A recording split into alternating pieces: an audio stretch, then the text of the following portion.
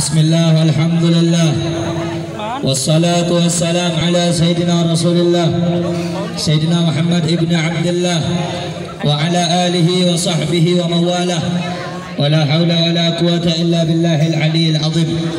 Wa ba'd, yang saya cintai, yang saya muliakan, segenap para alim ulama, para habaib, para tokoh masyarakat, dan para aparatur pemerintah yang semuanya semoga dimuliakan dan dihormati oleh Allah Subhanahu wa taala serta diberikan kemudahan oleh Allah Subhanahu wa taala.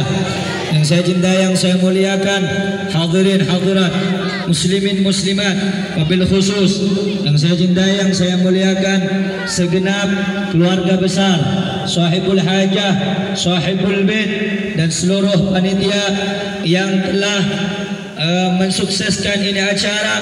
Kita doakan semoga Allah sehatkan ruhani dan jasmaninya, Allah berkahi segala umurnya, Allah berkahi keluarganya, Allah berkahi rezekinya, amin ya rabbal.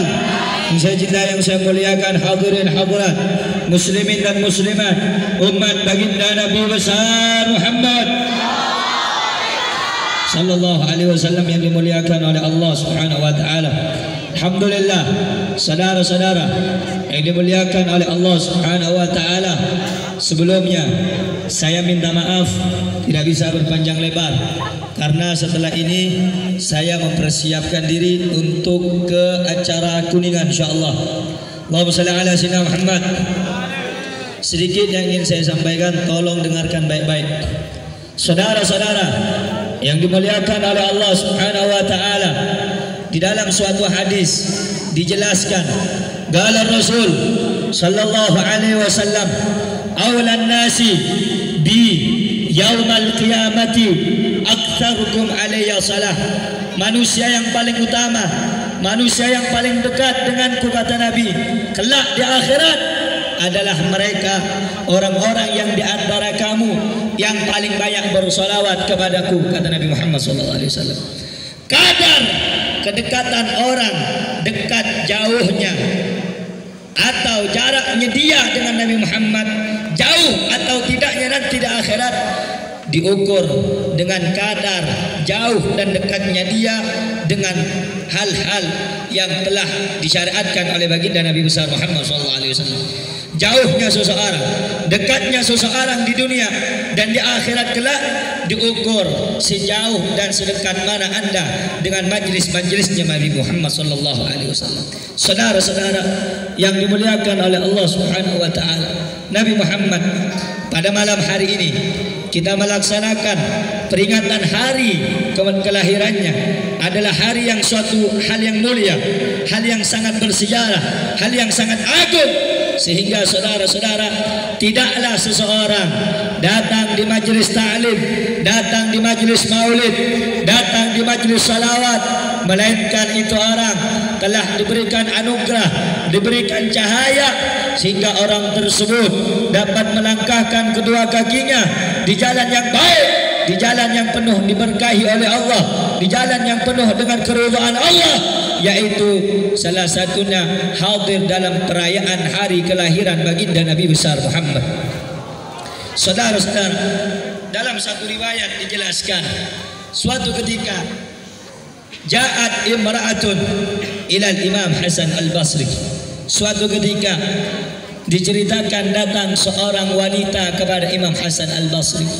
Faqalat, wanita itu berkata, ya Imam, innali ibnatun syabah faqad matat ya Imam. Wahai Imam Hasan al-Basri, aku ini punya anak perempuan yang sudah meninggal lamanya, lama sekali dia meninggal. Faji'tuka, maka aku datang kepadamu wahai Imam Hasan al-Basri, kaitu alimani masta'inu li ru'yatiha. Aku datang kepadamu wahai Imam Hasan al-Basri agar engkau mengajariku cara bagaimana aku bertemu bermimpi dengan putriku yang telah meninggal dunia. Fa'allamahal imam, Imam Hasan al-Basri mengajarkan perempuan, mengajarkan ibu tersebut agar bermimpi dengan anaknya. Faja'a yaumu minal ayyam, suatu malam ini ibu bermimpi ra'aha fil manam, bermimpi melihat putrinya, bertemu dengan putrinya, bertemu di dalam tidurnya yang sedang disiksa oleh Allah Subhanahu wa taala, diazab oleh malaikat, dicambuk oleh malaikat. Rijluha marbutah, kakinya diikat dengan rantai. Kemudian ibu tersebut fartamah, bangun ini ibu, datang kepada Imam Hasan Al-Basri bercerita, wahai Imam, kemarin aku bermimpi dengan putriku yang sudah lama meninggal dunia. Dia diazab, dia disiksa, kakinya dirantai, dia dipecut oleh malaikat-malaikat atas dosa yang dia lakukan kepada Allah. Akhirnya saudara-saudara mendengar cerita perempuan tersebut, mendengar cerita ibu tersebut. Akhirnya Imam Hasan Al-Basri pingsan. Kenapa beliau pingsan?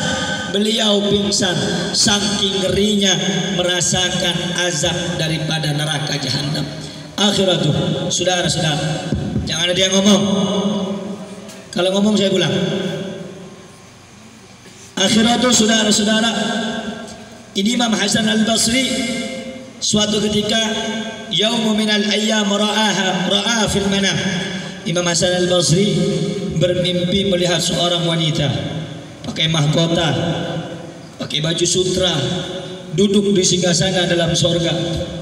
Faqala, Imam Hasan Al-Basri nanya kepada wanita tersebut, man anti, siapa engkau ini wanita? Kok begitu indah, begitu cantik, duduk di singgasana dalam sorga? Akhirnya wanita itu berkata, wahai Imam, ana ibnatu imra'atin alladhi atatka ya Imam. Wahai Imam, aku ini anak dari seorang ibu yang pernah kemarin datang kepadamu. Kaget Imam Hasan Al-Basri. Wahai fulana, bukan kemarinkah ibumu bercerita engkau sedang disiksa, diazab oleh Allah? Kenapa sekarang engkau duduk di dalam singgasana dalam sorga? Engkau duduk pakai mahkota, engkau duduk pakai baju berbuat dari sutra. Akhirnya perempuan itu bercerita, marra bina rajulun, lewat di tengah-tengah kami seorang laki-laki, wa kana fil maqbarah 550 insan. Waktu itu aku dikubur di kuburan umum sebanyak 550 manusia. Fararra bina rajulun, lewat di tengah-tengah kami seorang laki-laki, alladhi yusalli ala Muhammad. Kemudian laki-laki itu membaca salawat kepada Rasulullah, membaca salawat satu kali kepada Nabi Muhammad. Fanudia, terdengar suara dari atas langit, irfa'u anhumul adab, angkat siksa penduduk ahli kubur sebanyak 550 manusia. Barokahnya satu orang laki-laki yang bersolawat kepada Nabi besar Muhammad. Saudara-saudara, satu solawat yang dibacakan oleh laki-laki tersebut mampu membebaskan siksaan manusia sebanyak 550 manusia.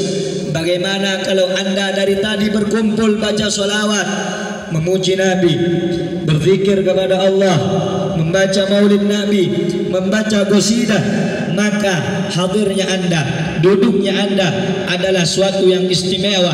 Bahkan anda duduk di majlis ini demi Allah, duduknya anda, hadirnya anda lebih mulia daripada kursi seorang raja sekalipun. Sebab anda duduk untuk memuji kekasih Allah, yakni baginda Nabi besar Muhammad. Saya, Bu, saya, Pak, ibu-ibu semua yang datang ini, kita semua menjadi mulia di hadapan Allah bukan karena sholat kita, bukan karena kita ulama, bukan karena kita ini punya ilmu, bukan kita ini naik haji, bukan.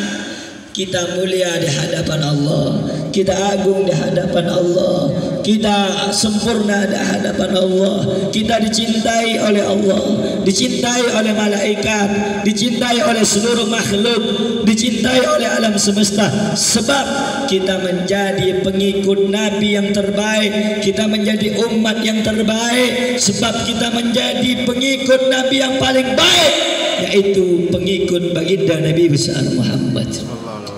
Sallu ala Nabi Muhammad. Sallu alaihi. Sehingga saudara-saudara, kita berkumpul, kita hadir untuk bersyukur dengan lahirnya baginda Nabi besar Muhammad. Bersyukur dengan adanya Nabi. Dikatakan oleh Al-Imam Busiri, Muhammadun zikruhu rauhun li anfusina.